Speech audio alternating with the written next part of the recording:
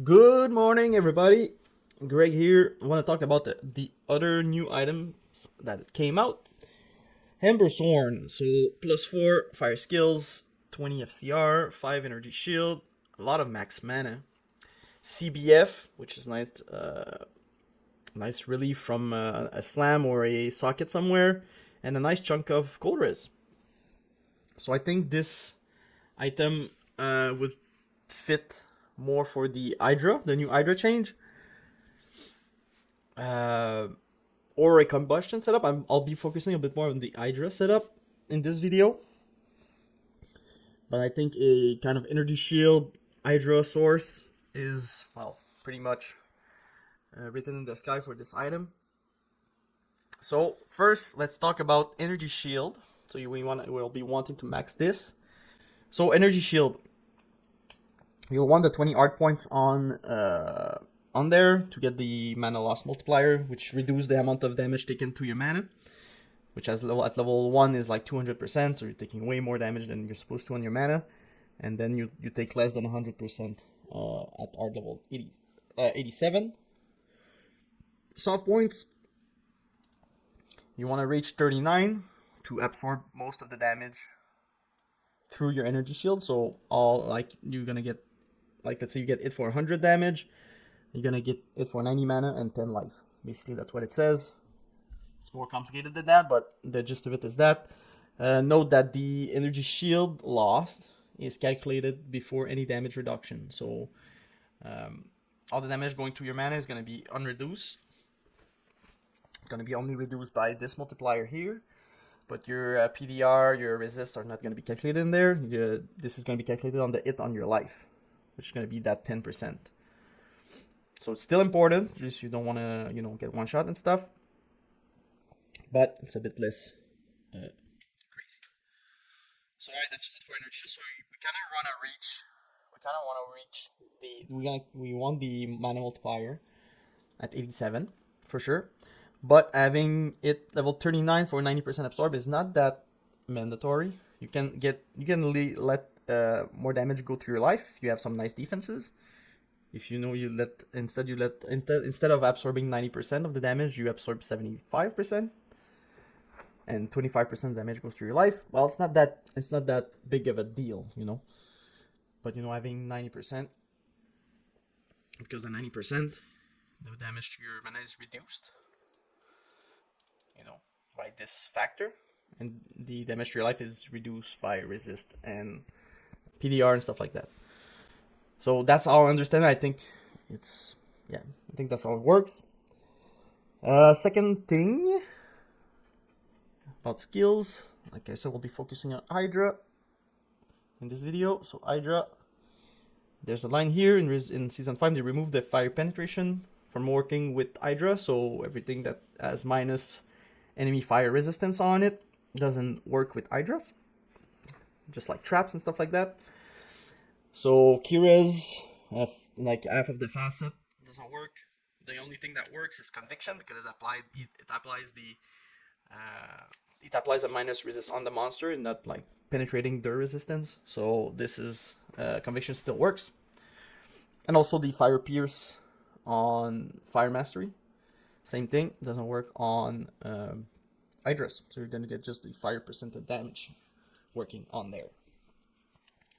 So jumping back into the game, with all that knowledge in mind, we want to max, like in here the example is a bit bad because I haven't maxed the energy shield, but you'll want to max this. So you get this number down to 93% damage taken from mana to 87. Yes, exactly. To 87. And then instead of the skill you're going to be sacrificing is Fire Mastery a little bit, because the Pierce doesn't work. And you'll be sacrificing a little bit of fire damage. But you still want to max the Hydra and its synergies, so you max Hydra's, Firebolt, and Lesser Hydra. 1 point to all of these, because you need to get to Hydra. And 1 point points to get to Energy Shield. 1 point in teleport, and if I had to redo it, I put 1 point in Shiver Armor to help with defenses. So as for stats, I put a lot of stuff of strength, just I want to test some different armor, so probably gonna end up with less strength than that. No dex, depending if you want to go on max block or not. The shield, well, I'll talk about the equipment later, but you could go max block, but yeah, just a high requirement in dex, and nothing in vitality, and everything else in energy. For the act, it's gonna be Act 2 Mercenary Defiance. There's not that much competition for that because you get a little bit of PDR from Defiance, you get defense, and you get him to wear Infinity. The rest is just survival gear. As for the sorc itself, just get rid of this quickly. So for the equipment, I think there's gonna be a couple of items that are gonna be locked in place, best in slot kind of thing. So Mage Fist is gonna be really good. You just need FCR, and the +1 skill on top is just really good. The 2 SOJs I think are gonna be best in slot as well because of the max mana on top of the +1. Just want to beef up that mana pool. Arachnids, same thing. It's gonna be faster cast and res. You're gonna be using the EMBERSWORN. I mimicked it with the Aussie here for a +4. And then a little bit of the flex spots. Dragon is basically built for Hydra. You can build it in a body armor or a shield. So depending on which one you value the most, you'll be putting a dragon in there. So Hydra is going to let you summon one more Hydra and going to give you a big damage, a big skill, like +5 to Hydras with a better roll than mine. Hydra, decent defenses, a little bit of strength to ease your strength requirements on your armor and stuff like that. A little bit of flat mana, and that's it. So no PDR, no FCR on there. So that puts a little bit more stress on the other pieces. But I think Dragon is going to be kind of mandatory because having 4 Hydras, it's going to be helpful because you'll be moving a lot. And you don't really want to desummon Hydras as you go. You just want to keep going, and then the last one that's going to be behind is going to be despawn naturally when you put the next one in front. So having 4 active Hydras, I think it's going to be the best. 5 might be a bit overkill because you'll be moving a lot. You don't want to just be casting Hydras all the time. You want to move it as well.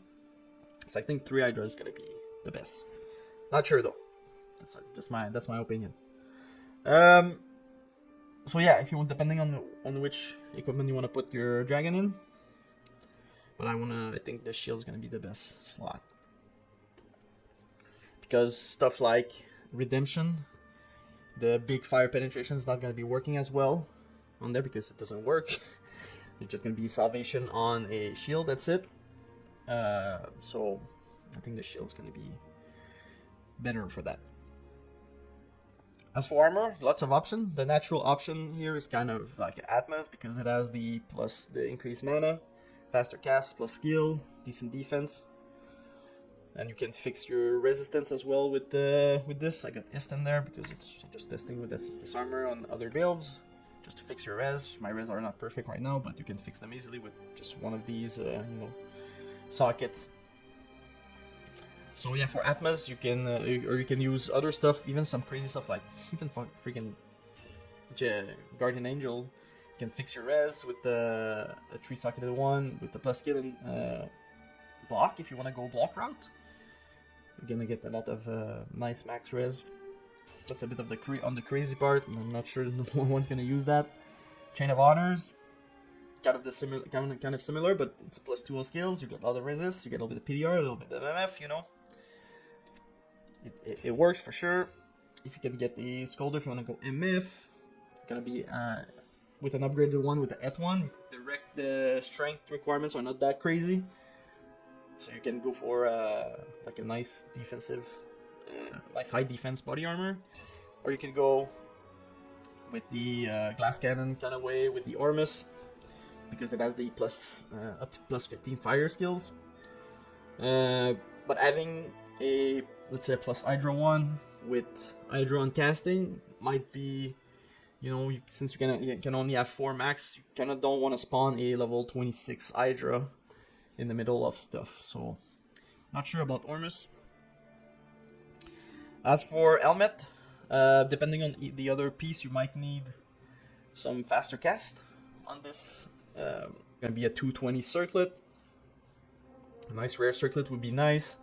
The new helmet could work as well. The Sage Defiance doesn't have plus skill, but it has a nice chunk of fizz taken, fizz damage, PDR basically, faster cast, nice defense. Don't get baited too much by this line there, because this 45% damage taken as gain as mana when it is just the damage taken to your life pool. And since energy shell absorb most of the damage, you're not gonna get too much from this. So don't invest too much in damage taken, gain as mana, whatever. That's a bit of a bait there, so careful with that. So yeah, this can be an option as well, more defensive. Yeah, I think that's all there is for helmet. The Kira is not gonna work because the minus enemy fire res doesn't work. Cannot be frozen is on EMBERSWORN, and yeah, it's basically gonna be just all res kind of helmet right now. That's it. Yeah, so I would prioritize, like, this is a nice amulet right now because it has 20 FCR. But early you could use a Maras because you'll be struggling on res, and all skill will raise the energy shield level as well as HYDRAS. So I think that's gonna be your best option before having a nice crafted amulet. Same thing for Frosties. I thought Frosties would be nice because of the max mana. Get a nice chunk of mana, but the penetration doesn't work. So Frosties is no. Same thing for Shooters. Shooters is, well, we're using EMBERSWORN, so it's kind of the defeats the purpose. We're talking about that item. And the rest, I figured when I was testing, HYDRAS benefits a lot from fire skills. It benefits more on skillers than with large charms, even with higher level of HYDRAS. I tested it out, and that's how it works. And yeah, that's, I talked about most of the slots there. So yeah, since you're not too dependent on facets, you're gonna be, if you want to use facets, you can buy cheaper ones because you don't need 5/5s, you can get 5/3s. They'll be less expensive. Yeah, that's nice for sockets. And then if you don't want to use facets, you can go and get your defenses with rooms and stuff like that. And if you want to, invest in an eye, you can also get a steel carapace if you want to even more defensive setup. But yeah, at every point of this build, you need to keep in mind that you want at least 105 FCR. So that's going to be a big constraint on your build if you want to go with a piece that doesn't have FCR. So like the steel carapace doesn't have FCR, this doesn't have FCR, no FCR on this, nothing on this. So Atma is going to be a nice starting point, I think, early for this. So yeah, I can show you a little bit how the gameplay looks like. So yeah, you're going to be having 4 active HYDRAS at the same time. HYDRAS, I'm 95% sure they snapshot when you summon them. So let's say snapshotting means when I summon this Hydra, it's gonna have, this damage. And if I have this Hydra and I teleport around and I get the debuff, the minus, the minus damage that the minus damage debuff that the teleport gives you, it's not gonna affect the Hydra that's already summoned. So you see, it moves from 5k to 9k. So basically you're gonna be casting a couple Hydras, teleporting. So all these Hydras were cast before I teleport and got debuffed. So yeah, I'm gonna cast or teleport after. Wait a little bit so you don't summon Hydras that are debuffed. So you have a little bit of downtime in between teleports, repositioning. Like this. Even right now it's not super bad. I got pretty high-end gear though, and this is a T1, so it's not it's not that crazy. But having the pierce, having piercing fireballs in that heavy of a a pack is gonna go crazy. I think it's gonna overlap the explosions. You might not even need to cast like 3 Hydras to clear, so maybe Dragon is overkill, we'll see. When we get to test this in the open beta, or closed beta, whatever it comes out. So, I just wanted to test stuff before the beta, give an idea to people, get people, you know, hyped up a bit about Hydras. Never played Hydras before, but it seems like it could be a build this time around, which I'm pretty excited for. So yeah, that's it, guys. I don't know if I might be doing a bit more videos on the other items. I hope there are some more that are coming out, because the ones that came out so far are really nice. So yeah, see you guys in the next video. See you guys in season 13. Jesus.